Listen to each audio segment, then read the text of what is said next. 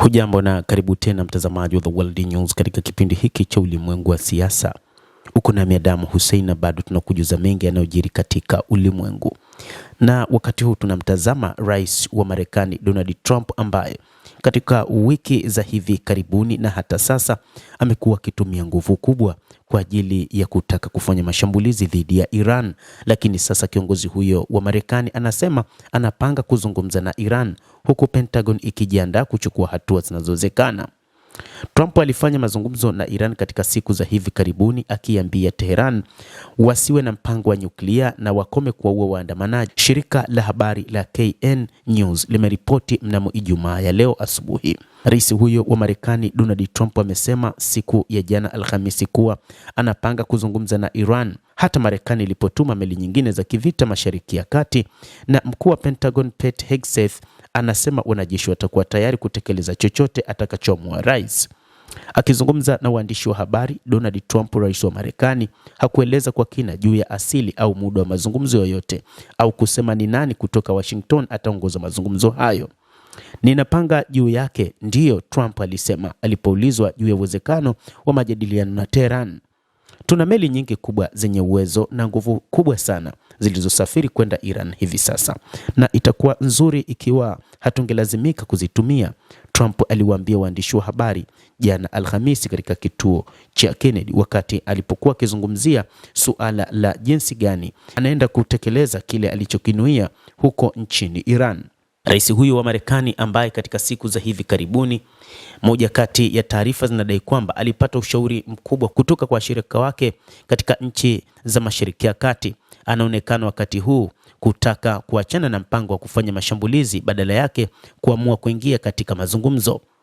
Kauli yake inafuatia mharibifu mpya wa jeshi la majini la Marekani kuingia Mashariki ya Kati, kulingana na kile afisa wa Marekani aliyeiambia Reuters siku ya Alhamisi, wakati maafisa wa Iran wakijiandaa kwa makabiliano ya kijeshi na Marekani. Hata hivyo, rais huyu amesema moja kati ya mambo ambayo huenda akazungumziwa ni suala la nyuklia, akisema hataki kuona Iran ikiwa na nyuklia, lakini pia iache kuua waandamanaji.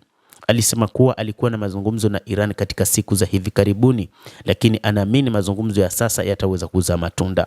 Nimefanya mazungumzo nao na kusudia kufanya mazungumzo, Trump alinukuliwa akieleza. Niliwaambia wa Iran mambo mawili: hakuna silaha za nyuklia na waache kuwaua waandamanaji, itabidi wafanye kitu. Washirika wa Mashariki ya Kati wanamtaka Trump kutoshambulia, shirika la habari la CBS News limeripoti.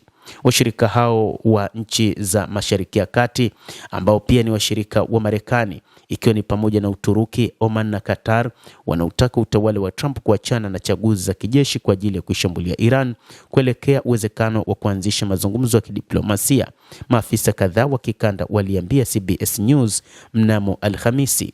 Hata hivyo, Urusi imesema nayo pia inaitaka Marekani isianzishe vita dhidi ya Iran, na kwa mujibu wa msemaji wa ikulu ya Kremlin Dmitry Peskov amesema kwamba hata kama Marekani ikitaka Urusi iachane na mpango wake wa kinu cha nyuklia cha Bushehr, Urusi itakuwa tayari.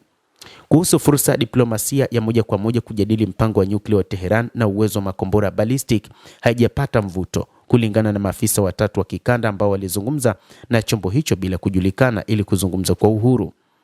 Mazungumzo yanatarajiwa Marekani na Israel kuchukua hatua chache dhidi ya Iran katika muda mfupi ujao ili kuepuka jibu la kuongezeka kuisukuma nchi hiyo katika makabiliano ya moja kwa moja ya vita na juu ya mpango wake wa nyuklia, imeeleza taarifa hiyo.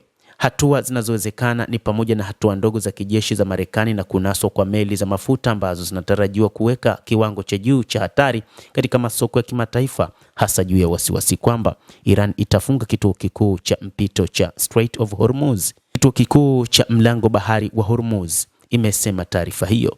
Mnamo jana Alhamisi, inaelezwa kwamba bei ya mafuta imezidi kupanda kwa 3% zaidi. Hata hivyo, ni kutokana na wasiwasi unaozidi kuongezeka kwamba usambazaji wa kimataifa unaweza kutatizwa ikiwa Marekani itaishambulia Iran, mojawapo ya wazalishaji wakubwa wa OPEC. Rais wa Marekani Donald Trump anapima chaguzi dhidi ya Iran wakati huu, ambayo ni pamoja na shambulizi linalolenga dhidi ya vikosi vya usalama na viongozi ili kuwatia moyo waandamanaji.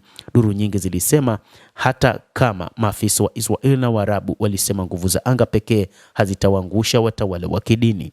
endelea kutufuatilia, lakini usisahau kulike, usisahau kucomment, kadhalika kusubscribe channel hii.